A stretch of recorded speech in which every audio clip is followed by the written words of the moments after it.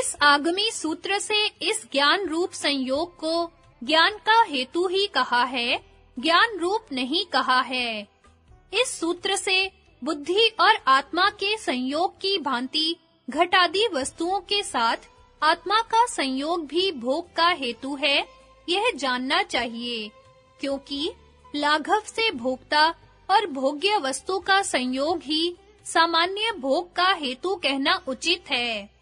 विषय के भोग में बुद्धि के अवच्छेद से विषय का संयोग हेतु है, अतः अतिव्याप्ति नहीं है। यह संयोग पुरुषार्थ का हेतु है और इस संयोग का हेतु पुरुषार्थ है। इस बात को कहने के लिए सकल पुरुषार्थ स्वरूप जो पुरुष का स्वत्व है, संपत्ति है, उसका बुद्धि में प्रतिपादन करते हैं।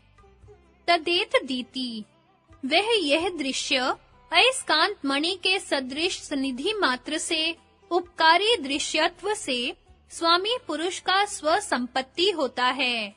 शंका, तस्य हेतुर्विद्या, इस आगामी सूत्र से ही संयोग का कारण कहेंगे।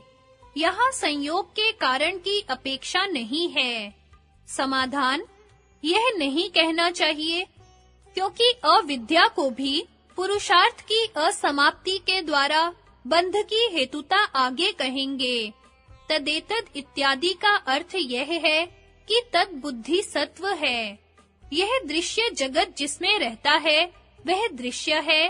अतः अयस्कांत मणि के समान सन्निधि मात्र से उपकारी होने से और स्वयं दृश्य होने से ज्ञान मात्र स्वरूप स्वामी पुरुष का वह स्व संपत्ति होता है।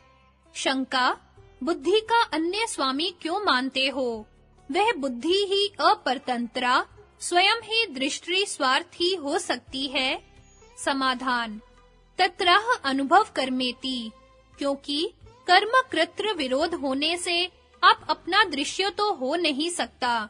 अनुभव नामक जो पुरुष का कर्म है, उस कर्म का विषय होता हुआ ही अन्य रूप से पुरुष चैतन्य से प्रतिलब्धात्मक सिद्ध सत्ता वाला अथवा अन्य रूप से अन्य के प्रयोजन के कारण प्राप्त स्थिति स्वतंत्र होने पर भी पुरुष के अनाश्रित भी परार्थ होने से परतंत्र हैं, पर पुरुष का स्व संपत्ति है।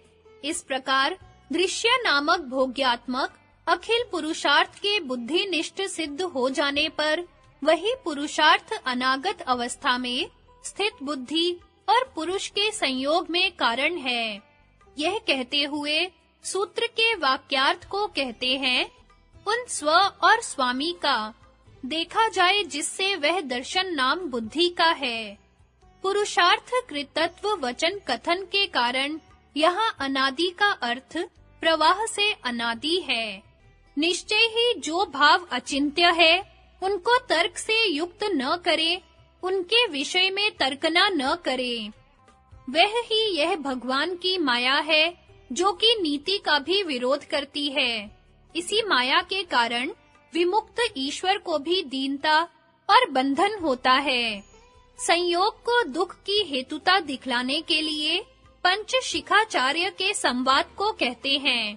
तथा चोक्तम, यहाँ से प्रतीकार यहाँ तक बुद्धि और पुरुष का संयोग हेय दुख का हेतु है। उसके परिवर्जन से उच्छेद से दुख का आत्यंतिक प्रतिकार होता है, उच्छेद होता है। शंका, अनादि काल से प्रवृत्त जो दुख का हेतु संयोग, उसका उच्छेद नहीं हो सकता, इस आशय से पूछते हैं, प्रसंग से उसकी शक्यता का निश्चय करने के लिए।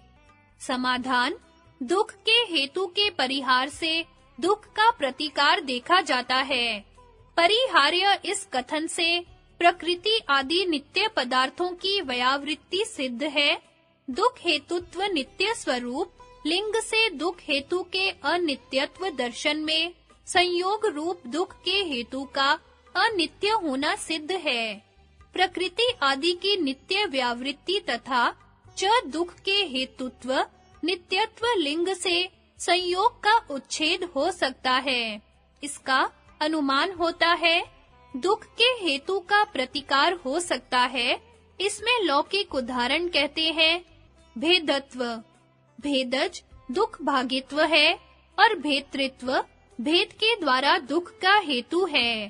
पादानधिष्ठान पैर से अनारोहण न चढ़ना है।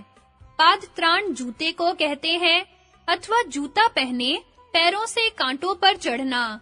ये तीन दुख का आश्रय, दुख का हेतु और दुख के परिहार के उपाय हैं।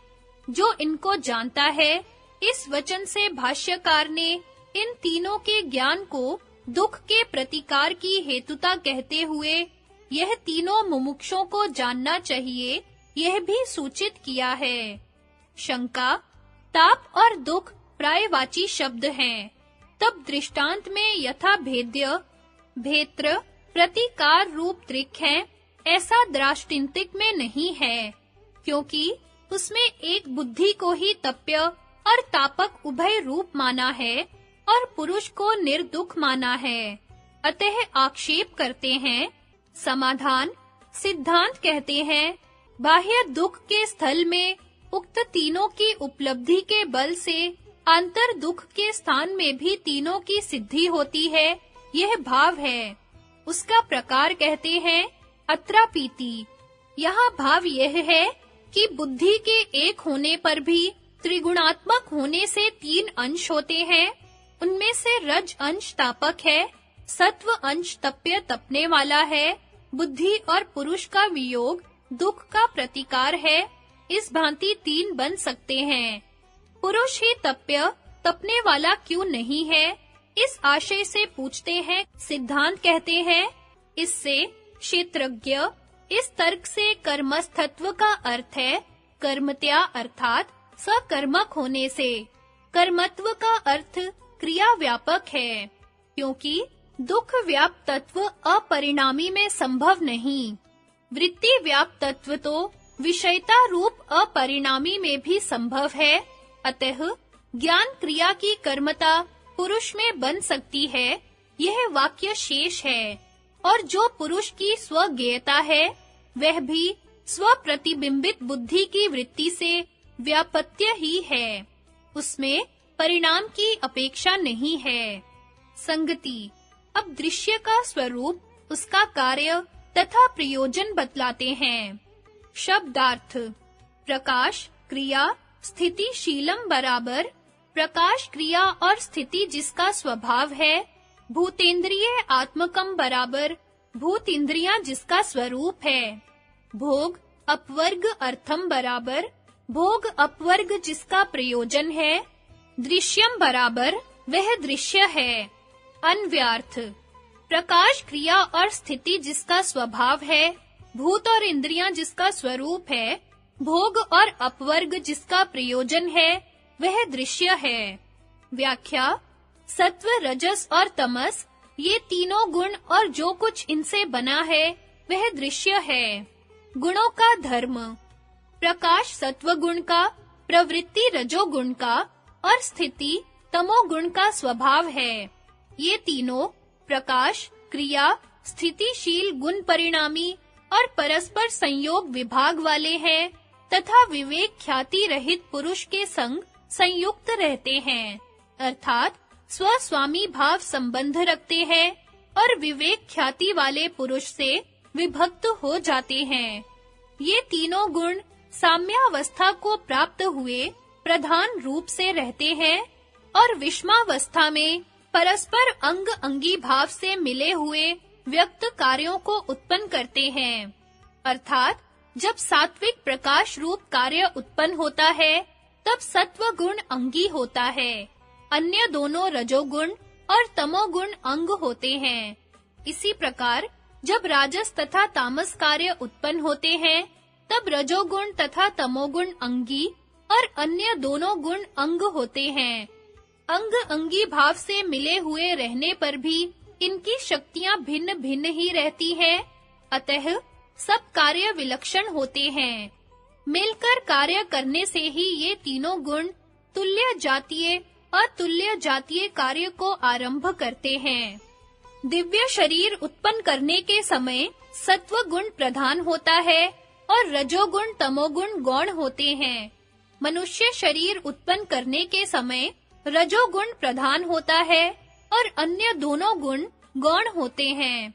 और तिर्यक कीट पशु आदि शरीर उत्पन्न करते समय तमोगुण प्रधान होता है और अन्य दोनों गुण गौण होते हैं।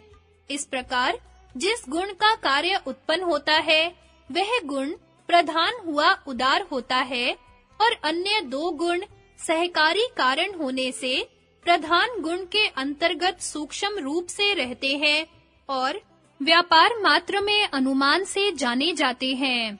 इस प्रकार ये तीनों गुण गौण प्रधान भाव से मिले हुए केवल पुरुषार्थ अर्थात पुरुष के भोग अपवर्ग के प्रयोजन साधने के लिए अयस्कांत मणि के तुल्य पुरुष की सन्निधि मात्र से कार्यों का उत्पादन करते हैं। ऐसे धर्मशील गुणों की साम्यावस्था ही प्रधान है और यही दृश्य कहा जाता है।